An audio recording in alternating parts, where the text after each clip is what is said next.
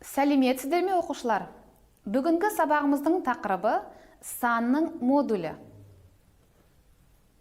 Бүгінгі сабақта сіз А мен Б-ның айырмасының модулі өрнегінің геометриялық мағынасын түсінесіз. Және координаттық түзуде нүктелердің арақашықтығын табуды үйренесіз. Осының алдында біз сіздермен санның модулі ұғымымен танысқан болатынбыз. Енді келесі сұрақтарға жауап беру арқылы есімізге түсірейік. Санның модулі деген не?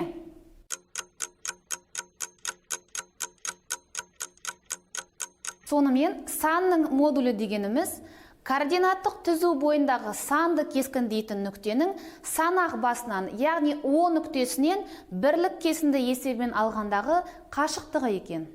Келесі сұрақ: оң санның модулі қандай сан?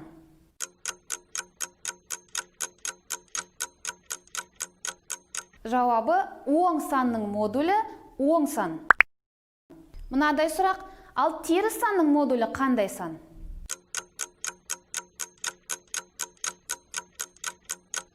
Бұл сұрақтың жауабы: теріс санның модулі де оң сан екен.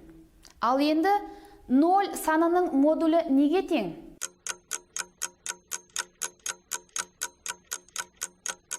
Нөл санының модулі 0-ге тең болады. Ал енді санның модулі анықтамасын пайдаланып, координаттық түзудегі нүктелердің арақашықтығын тауып көрейік.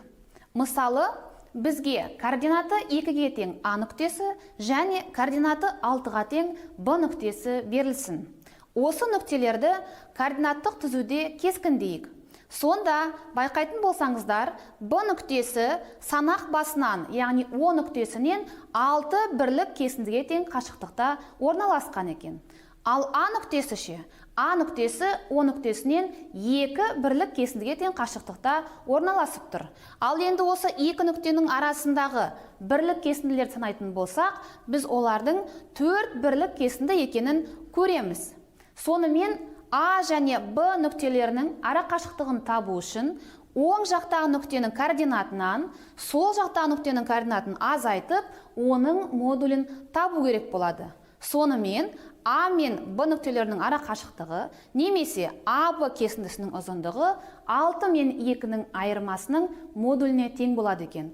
6-дан 2-ні азайтсақ 4 болады, ал 4-тің модулі 4-ке тең. Демек біз бұл мысалдан А және Б нүктелерінің арақашықтығы 4-ке тең деп айтамыз. Ал енді келесі мысал қарастырайық. Мысалы, бізге координаты -4-ке тең С нүктесі және координаты 3-ке тең Д нүктесі берілсін. Бұл нүктелерді де координаттық түзудің бойында кескіндейміз. Сонда С нүктесінің координаты теріс сан болғандықтан, ол санақ басының сол жағында орналасады. Ал Д нүктесі, оның координаты оң сан, демек ол О нүктесінен оң жақта орналасады. Енді осы екі нүктенің арақашықтығын табу үшін алдымен О нүктесінен Д нүктесі қандай қашықтықта орналасқан? Бірлік кесінділерін санаймыз, яғни координаты 3-ке тең болғандықтан, Д нүктесі О нүктесінен 3 бірлік кесіндіге тең қашықтықта орналасып тұр. Ал С нүктесі сәйкесінше О нүктесінен басып санайтын болсақ, ол 4 бірлік кесіндіге тең қашықтықта орналасқан екен. Ал енді С және Д нүктелерінің арақашықтығындағы бірлік кесінділер санайтын болсақ, яғни сол жаққа қарай 4 бірлік кесінді, оң жаққа қарай 3 бірлік кесінді, яғни барлығы 7 бірлік кесіндіге тең қашықтық болып тұр. Сонымен С және Д нүктелерінің арақашықтығын табу үшін жаңа айтқанымыздай, оң жақтағы нүктенің координатынан азайту керек сол жақтағы нүктенің координатын. Сонда бізде CD кесіндісінің ұзындығы 3 минус 4 осы айырманың модулін есептеу керек болады. Ал енді бұл жерде біз қалай есептейміз айырманы? Біз таңбалар ережесін білеміз, сол ережеге байланысты қатар тұрған 2 минус таңбасы бізге плюсті береді. Сондықтан модуль таңбасының ішінде 3 қосу 4-тің мәнін табамыз. Сонда бізде бұл қосындының мәні 7-ге тең екен, демек 7 санының модулі 7-ге тең болады. Бұл мысалдан CD кесіндісінің ұзындығы 7 бірлік кесіндіге тең болады. Ал енді мынадай мысал қарастырайық. Бізге координаты -7-ге тең Е нүктесі, координаты -3-ке тең f нүктесі берілсін. Осы екі нүктенің ара қашықтығын табайық. Ол үшін әдеттегідей екі нүктені де координаттық түзудің бойында кескіндеп аламыз. Сонымен е нүктесінің координаты -7-ге тең, демек ол санақ басының сол жағында орналасады. Ал f нүктесінің координаты ол да -3, яғни теріс сан, ендеше біз оны да o нүктесінің сол жағына орналастырамыз. Енді осы нүктелердің санақ басынан қандай қашықтықта орналасқанын бірлік кесінді есебімен есептеп алайық.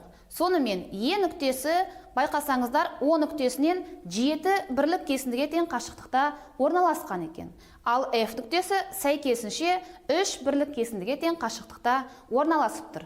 Енді байқасаңыздар e және f нүктелерінің аралығында 4 бірлік кесінді бар екен. Енді осы екі нүктенің ара қашықтығын біз былайша есептеп көрейік. Біз алдында айтып өткендей, екі нүктенің ара қашықтығын табу үшін оң жақтағы нүктенің координатынан сол жақтағы нүктенің координатын азайтамыз. Сонымен EF тең болады -3 -7. Және осы айырманың модулін есептеу керек. Сонымен бұл жерде біз таңбалар ережесін қолданамыз. Сонда минус қатар келіп тұр. Демек ол бізге плюс таңбасын береді. Сонда біздің өрнегіміз модуль таңбасының ішіндегі -3 +7 болады. Ал бұл жердегі өрнектің мәнін қалай табамыз? Сіздер білесіздер, бұл қосындыны мәнін табу үшін біз оң қосылғышты бірінші жазып, теріс қосылғышты екінші жазуымызға болады. Сонда біздегі модульдің ішіндегі өрнегіміз 7 -3 өрнегіне түрленеді екен. Ал бұл айырманың мәні 4-ке тең, демек 4-тің модулі 4 болады. Сонда e және f нүктелерінің ара қашықтығы 4 бірлік кесіндіге тең екен. Сонымен координаттық түзудегі нүктелердің ара қашықтығы дегеніміз не екен? Координаттық түзудегі координаты А-ға тең А нүктесі және координаты Б-ға тең Б нүктелерінің ара қашықтығы берілген нүктелердің координаттары айырмасының модуліне тең екен. Яғни А минус Б-ның модулін есептеу керек болады. Егерде А нүктесі айталық O нүктесінің оң жағында орналасқан нүкте болса, ал Б нүктесі O нүктесінің сол жағында орналасқан нүкте болса, онда біз осы екі нүктенің ара қашықтығын табу үшін А-дан Б-ны азайтып, оның модулін есептейміз. Ал енді осы айтылғандар бойынша келесі тапсырмаларды орындауға көшейік. Бірінші тапсырма: координаттық түзуде А, Б және С, Д нүктелері берілген. Бірінші А және Б нүктелерінің, екінші Б және С, үшінші С және Д нүктелерінің ара қашықтығын табыңыз. Байқасаңыздар, түзуде 4 нүкте кескінделген, бізге бірінші А және Б нүктелерінің ара қашықтығын есептеу керек. Ол үшін жаңа біз айтып өткендей, екі нүктенің координаттарын, яғни Б нүктесінің координаты -2, А нүктесінің координаты -5, біз осы оң жақтағы нүктенің координатынан сол жақтағы нүктенің координатын азайтып, оның модулін есептеу керек болады. Сонда А, Б тең болады модуль ішіндегі -2 -5. Бұл жерден әрине таңбалар ережесін қолданып, бұл өрнекті -2 + 5 өрнегімен алмастырамыз. Ал бұл жердегі қосындының мәнін табу үшін біз әрине бірінші оң санды жазамыз 5, одан кейін теріс сан 5 азайту 2 болады. Ал бұл айырманың модулі, яғни 3-тің модулі 3-ке тең екен. Демек А және Б нүктелерінің ара қашықтығы 3 бірлік кесіндіге тең. Келесі Б және С нүктелерінің ара қашықтығын табайық. Ол үшін Б нүктесінің координаты ол -2, ал С нүктесінің координаты 1 екен. Демек біз бұл екі нүктенің ара қашықтығын табу үшін, яғни оң жақтағы С нүктесінің координатынан 1-ден азайтамыз Б нүктесінің координатын -2-ні. Бұл жерде де таңбалар ережесін қолданып, яғни -2 қатар тұрған 2 минус таңбасы бізге плюс таңбасын береді. Сонда модуль ішінде 1 + 2 болады. Бұл қосындының мәні 3-ке тең, демек 3-тің модулі 3-ке тең болады. Сонымен BC кесіндісінің ұзындығы 3 бірлік кесінді екен. Келесі С және Д нүктелері. Бұл жерде байқасаңыздар, С нүктесінің координаты 1-ге тең, ал Д нүктесінің координаты 6-ға тең. Бұл жерде де оң жақтағы нүктенің координатынан, яғни 6-дан сол жақтағы нүктенің координатын азайтамыз. 6 азайтылған 1 ол 5-ке тең болады, ал 5-тің модулі 5-ке тең. Демек, CD кесіндісінің ұзындығы 5-ке тең екен. Келесі тапсырма. Координаттық түзудегі координаты -3-ке тең А нүктесі және координаты 7-ге тең Б нүктелері С нүктесінен бірдей қашықтықта орналасқан. С нүктесінің координатын табыңыз және А және Б нүктелерінің ара қашықтығын анықтаңыз. Бізге А және Б нүктелері берілген екен. Оны кескіндеп алайық координаттық түзуде. Енді С нүктесі осы екі нүктеден бірдей қашықтықта. Демек, біз С нүктесін кескіндегенде, ол осы екі нүктенің аралығында орналасу керек. Демек, біз алдымен АБ кесіндісінің ұзындығын өлшейік. Себебі С нүктесі осы екі нүктеден бірдей қашықтықта орналасты деген сөз, ол олардың тең ортасында орналасады екен. Демек, біз АБ кесіндісінің ұзындығын алдымен өлшеп аламыз да, оны 2-ге бөлеміз. Сонымен АБ кесіндісінің ұзындығы ол 7-ден азайтамыз -3-ті. Және де осы айырманың модулін табамыз. Сонда 7 азайтылған -3 ол бізге 7 + 3 өрнегін береді. Себебі бұл жерде біз таңбалар ережесін қолданамыз. Ал 7 + 3 10-ға тең, ал 10-ның модулі 10-ға тең болады. Демек, біз бұл жерден АБ кесіндісінің ұзындығы 10 бірлік кесіндіге тең екенін анықтадық. Ал енді С нүктесі осы кесіндінің тең ортасында орналасқан болса, онда С нүктесінің қай жерде орналасқанын табу үшін алдымен осы кесіндінің ұзындығын тең 2-ге бөлеміз. Демек, С нүктесі А нүктесінен де, Б нүктесінен де 5 бірлік кесіндіге тең қашықтықта орналасу керек. Сонымен, С нүктесінің координаты, яғни Б-дан 5 бірлік кесіндіге солға қарай жылжитын болсақ, ол 2-ге тең болады екен.